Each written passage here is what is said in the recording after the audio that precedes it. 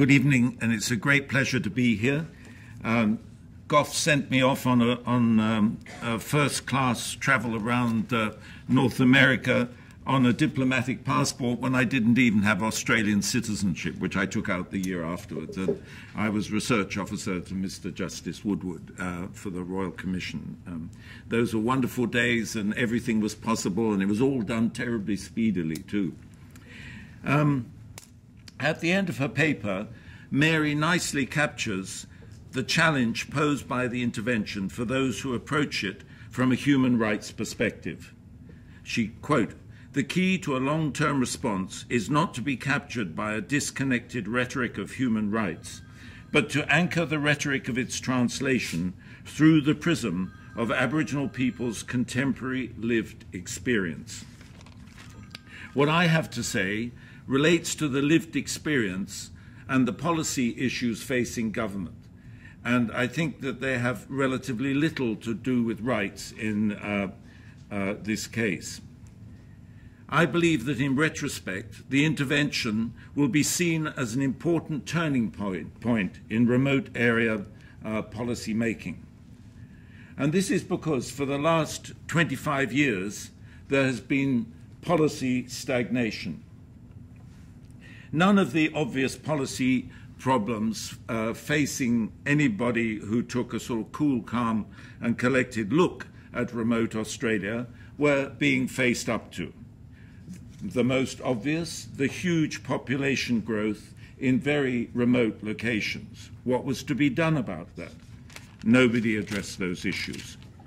The declining educational standards, which since about the mid-70s have seen people's ability to read and write in remote Australia decline very substantially. The growth in social problems, very widely documented, and especially more recently, the arrival of drugs, particularly ganja, as it's referred to in many of the communities, is very widespread and debilitating.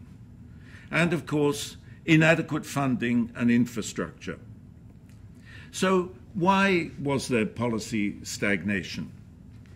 Initially, it was for the best and I think a positive reason.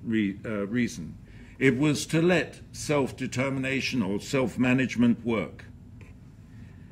And however, this really in some ways let the bureaucracy off the hook, because they were well aware, and we're still well aware, that the problems facing policymakers about the future of Aboriginal society in remote Australia are extremely difficult, and there are no obvious solutions.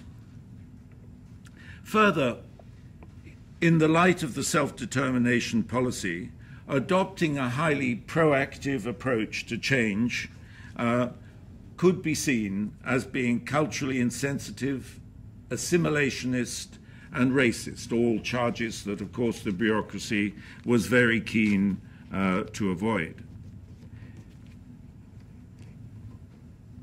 Another area where, and an ongoing area which Mary has referred to, where there was a huge problem, is around the concept of culture. And most of the rhetoric about culture is not about culture, it's about ideology. And it doesn't clarify the place of people's beliefs and practices in their everyday life and the kind of changes that are and will be taking place. And finally, the government was always in, and remains in, a position of moral hazard, because it always has to step in quite early whenever there are problems. Because if it doesn't, the political problems emerge very quickly. We can think here of stores.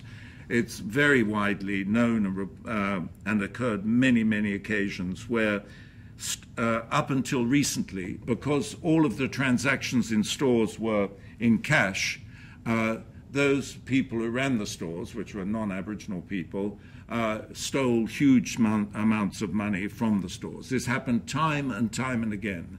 And instead of the store going broke and being closed down and people sort of being faced with not disciplining the managers of the stores or keeping proper oversight of the community stores. Of course, the government had to see them reopened because they were the only source of provisions in a community that was often very remote. Similar problems emerged with housing, funding for housing, and the like. So there were very few real consequences for people when things went wrong. And finally, policy is usually discussed in terms of cliches and tropes without honest dialogue.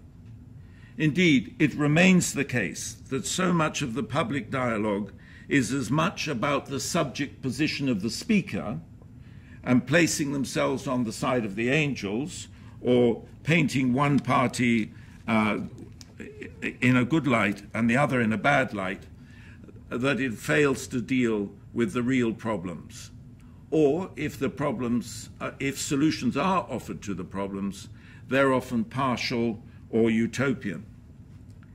I think there are two issues of immediate significance, both of which are only indirectly associated with the intervention, but are crucial to the future of remote Australia and people's place in it.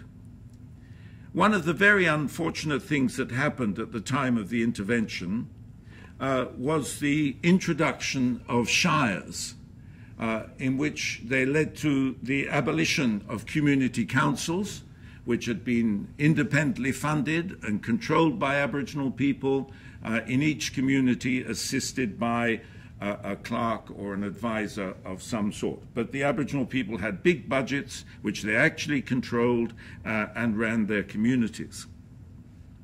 What's happened that following the sort of economic rational models of, and what happened, for instance, in Queensland, where small shires were aggregated into much bigger shires, the same thing has happened in the Northern Territory.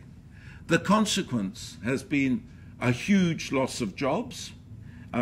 For instance, I was told just a couple of days ago, in one community in Borroloola, there were 19 young men who were employed as grader drivers and other heavy equipment drivers. All of the graders in the community have now been sold off, and there's one hugely expensive large grader which is shared between a large number of communities and requires only one driver. So there's a huge consequence of job loss. And now we're in another situation where the senior members of the community, men and women who served on the community councils, have no role. They've been completely marginalized. And to the extent that the shires are beginning to understand that they need to involve these people, we're back to the bad old days where they're trying to place responsibility on these people without authority. But there's probably something even more important in understanding what's going on in the Northern Territory. And this is demographic change. 50% of the Northern Territory population is under 25 years old. And the elderly are declining in number. People over 60 are less than 10%. And most elderly people in their 50s are now, unfortunately, ill and fairly ineffectual. I don't have the figures in front of me, but huge numbers of people have got diabetes or chronic illness. And a measure of the problems facing these older people in reproducing their cultural practices is in the initiation rites. Where in the 70s, when I was living at Yuendumu for a year with my wife, they followed the old practice of circumcising no more than 2 boys at a time in a very complex ceremony which involves singing all night for 2 nights, not sequentially, but with a gap between them. Now, they're circumcising up to 21 boys at one go because they don't have the energy or the numbers of people to do it 7 times in a year. The youth problem is at the heart of many of the social problems in the Northern Territory. We've seen that dramatically in the past at Wadai with the warring gangs. We saw it very recently and very tellingly in Papunya, where 18 months ago, young men broke into the men's sacred storehouse where they keep their sacred objects and sprayed on the wall, "We are in charge now, you old CUNTS." And this is inconceivable that this could have happened in the past. So very much what's happening in the Northern Territory, and particularly in Alice Springs and the desert region, and to a lesser extent in the top end, is a youth problem. And those people who are arguing that the intervention is responsible for people flocking into Alice Springs but to get alcohol and the rest of it, are really misrepresenting the situation, because all of the communities around Alice Springs, almost without exception, have been dry for very, very many years. What you've got is a lot of young people going to Alice Springs for the thrill of what is to them an urban life relative to the life in the communities in which they live. Now, these people are really beyond government policy reach. They have a very low consumer dependency. Although they're great consumers, they're prepared to rough it. They have a high involvement with drugs, a high involvement with drink. And really, if one wants to summarize what the problem is in a single word, it's existential. They're very poorly educated because they've not attended school, and even now school attendance is less than 50% in many of the communities in Central Australia. So what the intervention has done, it's jolted everybody out of complacency and their head in the sand. It's made it possible for people to talk openly about and act on the major problems around violence, alcohol, and social problems. And it's garnered new and badly needed resources for infrastructure. And these outweigh the negative aspects, of which there are a number. I would rank highest, perhaps, abolishing the CDEP program. Another factor I would rate as very highly is treating every area of the Northern Territory or every community as if it were exactly the same, and not allowing for regional difference. And of course, those people behind the intervention really don't have much of a better idea where it's all going than anybody else.